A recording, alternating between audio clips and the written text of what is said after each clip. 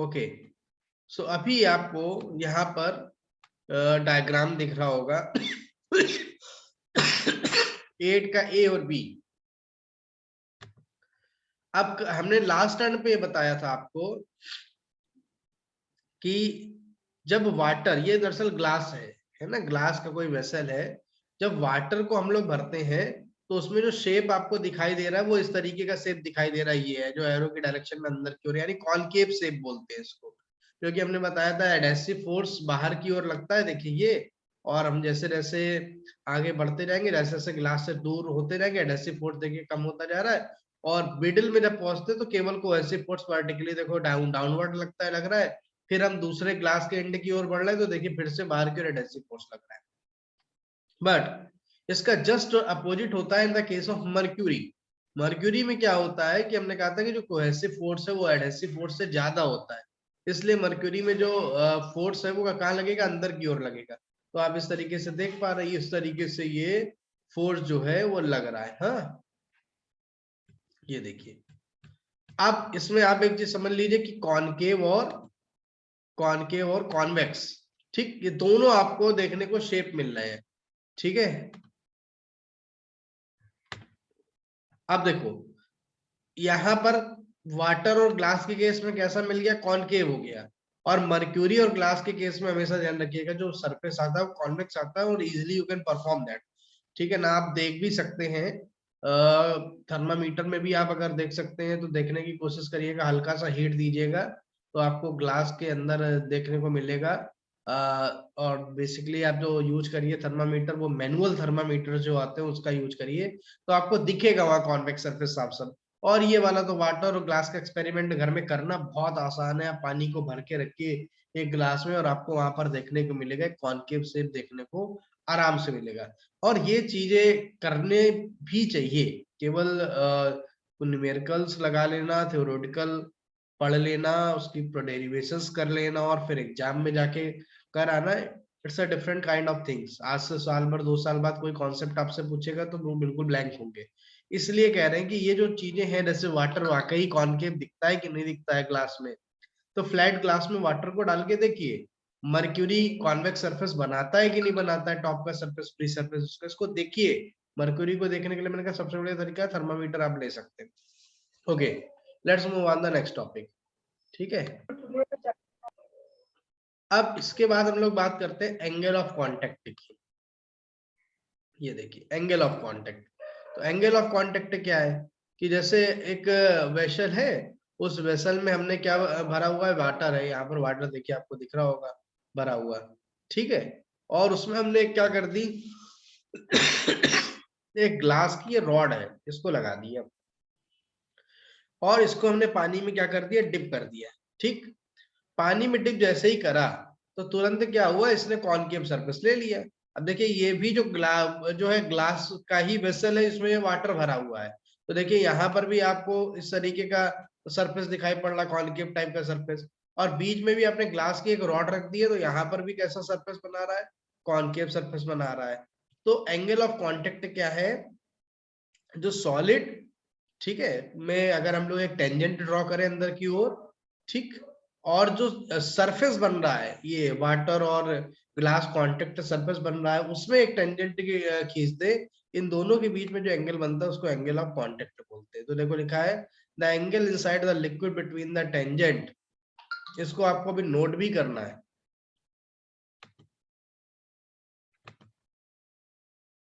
ठीक है।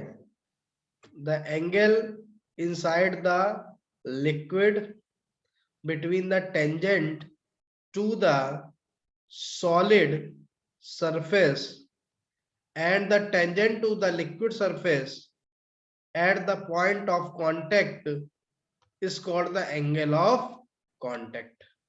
जो अभी हमने बताया था हो गया for the pair and solid, इसको आप नोट भी कर लीजिए, हेडिंग डाल के एंगल ऑफ कांटेक्ट, और इसको फिर आप फटाफट नोट भी कर लीजिए, इसको फटाफट बना लीजिए, जैसे बना हो जाए तुरंत मैसेज बॉक्स में ड्रॉप करिए मैसेज कि आपको ने नोट कर लिया है।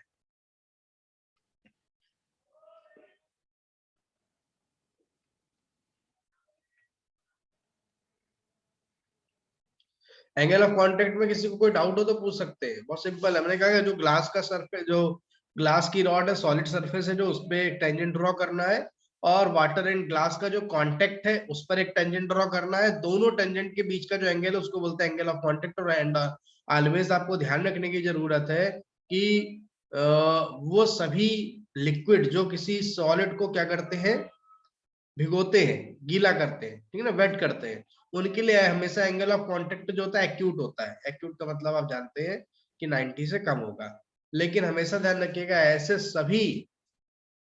ऐसे सभी जो है लिक्विड जो क्या करते हैं, आपका जो सॉलिड है उसको क्या करते हैं, टिप नहीं करते, वो एक तरीके से वेट नहीं करते, उनके लिए हमेशा ये ऑब्ट्यूस एंगल बनता है। तो आप देखिए मरकरी कभी भी, आपने बताया था जो मरकरी और ग्लास का जब कॉन्सेप्ट देखते हैं, तो मरकरी और ग्लास के कॉन्सेप्ट में आपको मालूम होना चाहिए हमेशा कि मरकरी कभी भी ग्लास को वेट नहीं करता है। ये बात हम पहले आपको बता चुके हैं, ठीक है।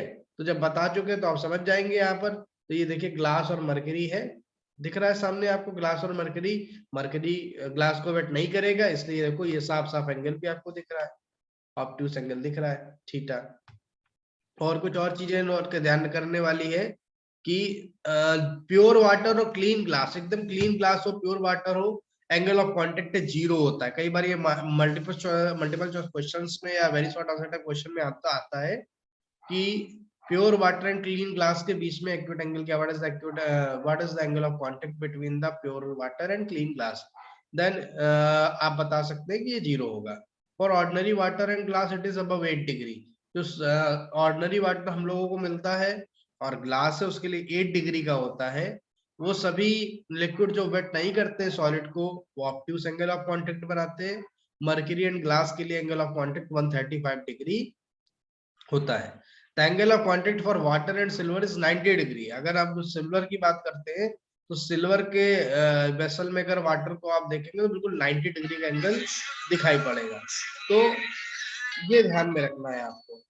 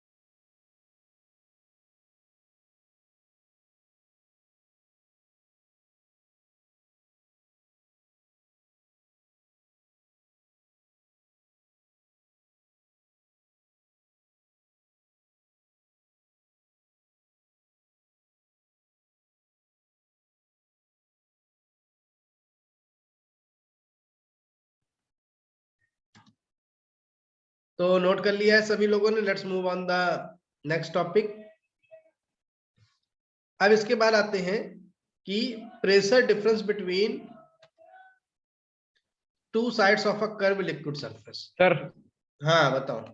मरकरी एंड ग्लास का सर एंगल ऑफ कांटेक्ट कितना होता है सर? 135 degree sir obtuse. 180 होता है सर, हाँ 180।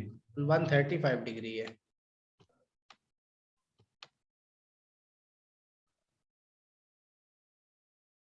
देखो दिखाते भी होगा, इसमें कहीं मेंशन भी करा होगा।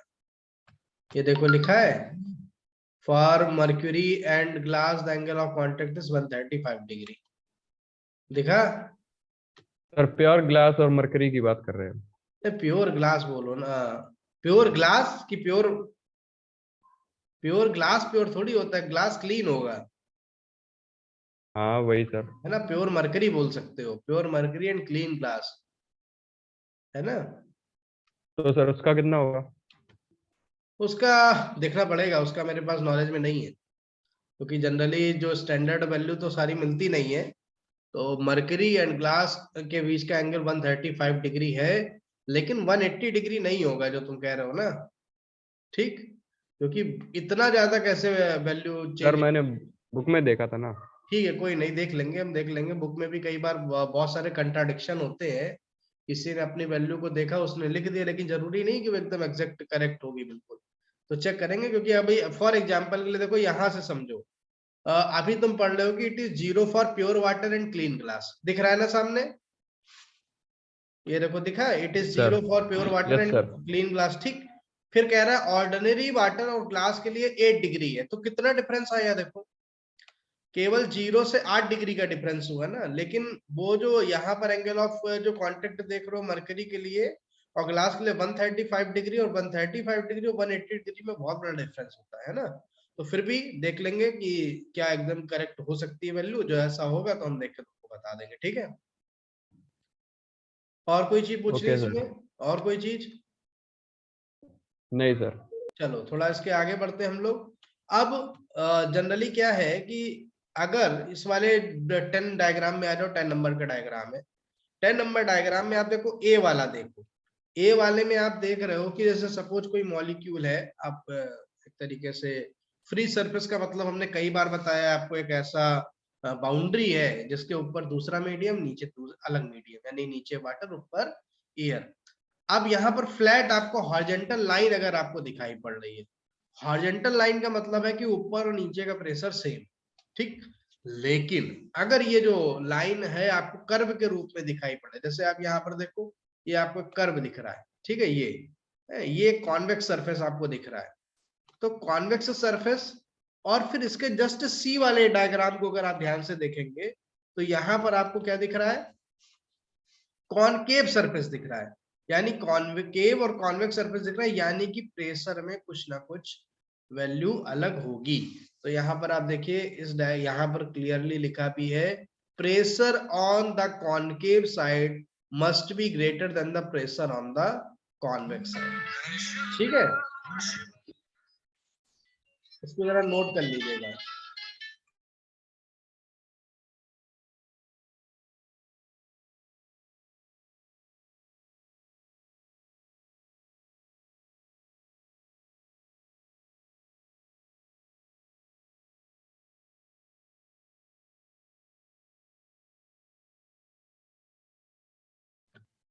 ओके, सो अब जरा इस कॉन्सेप्ट को समझ ले, ऐसा हो क्यों रहा है, ये भी जरूरी है। तो देखिए, a molecule lying in the surface of a liquid is attracted by other molecules in the surface in all directions, ठीक है। जैसे वाटर का मॉलिक्यूल है, तो अगल बगल वाटर है, तो सभी लोग उसको अट्रैक्ट करेंगे 10⁻⁹ मीटर की रेंज में। if the surface is placed then the molecule is attracted equally in all directions। अब प्लेन का मतलब ये आपको हॉरिजॉन्टल लाइन जो दिख रही है आपको शो कर रही है कि यहाँ पर सब तरफ फोर्स इक्वल लग रहा है, ठीक है। hence the resultant force on the molecule due to surface tension is 0 हो जाएगा। if the surface is convex then a resultant component of all the forces of attraction acting on every molecule acts normal to the surface and directed inward। यानी कि अगर convex है तो फिर आपको दिख रहा है ये कोहेसिव फोर्स की वैल्यू मैंने बताया था आपको ज्यादा होती है जब कॉन्वेक्स सरफेस बनता है। तो कहाँ पे लग रहा है? अंदर की तरफ आप देख रहे हो, चाह रहा है ना। और इसी प्रकार जब कॉनकेव होता है तो ये जो फोर्स की वैल्यू आपको दिखाई दे रही है कैसे बाहर की तरफ लग रही है। if the surface is concave then every molecule experiences a resultant force due to surface tension acting normally outward। obviously for the equilibrium of a curved surface there must be a difference of pressure between its two sides so that the excess pressure force may balance the result force due to surface tension।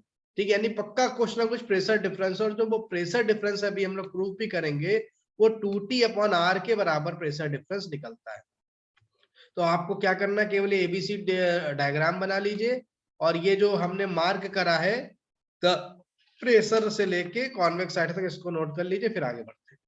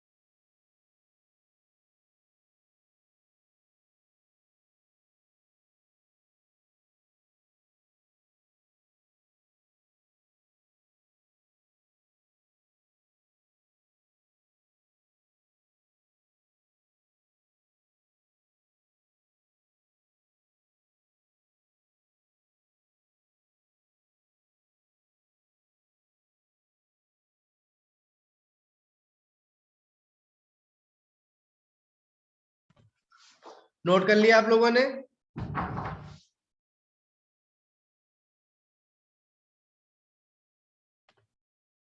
Note हो गया? Chat box में तुरंत लिख दिया करें yes या no, जो भी हुआ हो, जिससे हम लोग आगे बढ़े।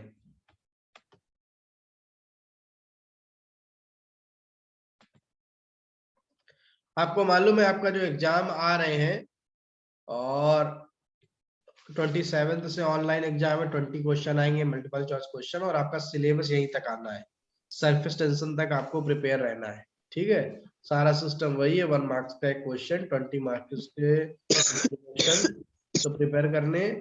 अब कल जब हम आगे बढ़ेंगे तो यहाँ से बताएंगे कि excess pressure inside a liquid drop, इसको बोर्ड पे हम कराएंगे आपको कि कैसे ये जो है अगर हम लोग वाटर ड्रॉप देखते हैं, मतलब लिक्विड के अंदर एक लिक्विड ड्रॉप देखते हैं तो उसके अंदर कितना एक्सेस प्रेशर होगा। ठीक है, एयर बबल है अगर किसी लिक्विड में तो कितना एक्सेस प्रेशर है, सोप बबल है तो कितना एक्सेस प्रेशर है, और फिर कैपिलैरिटी क्या है। तो कल इन सब चीजों को हम लोग डिस्कस करेंगे कल की क्लास में। ओके, ढक्कन दे रहे।